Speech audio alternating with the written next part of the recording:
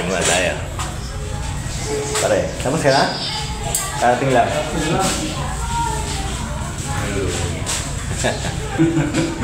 Shout out mga kabakal.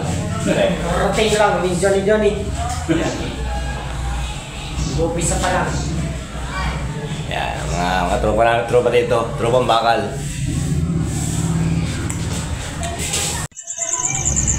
Alright mga idol, dahil tayo nakapag-warm up na, tirahin natin itong 65 pounds.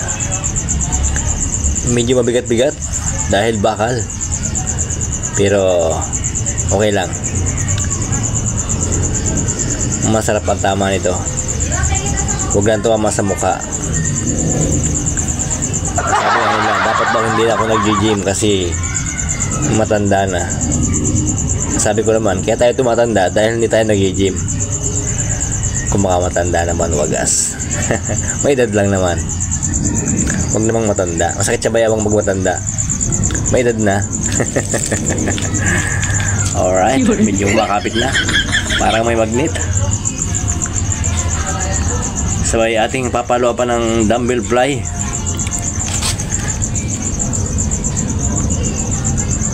Tama ng 40 sa dumbbell fly. Mahirap magmabigat sa fly kasi baka mapuwit ang ating kilikili. Walan tayo ng panlipad.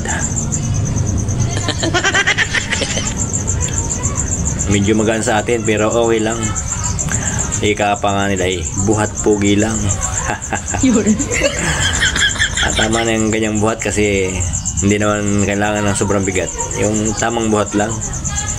Hindi man nakukuha sa bigat yan. Ang mahalaga pawisan lang at maging kondisyon ang ating pangatawan.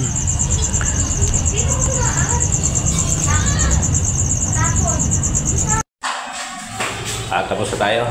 At tayo napag-iwanan na dito. Napag-iwanan tayo mag-isa sa gym. Pero tapos na tayo.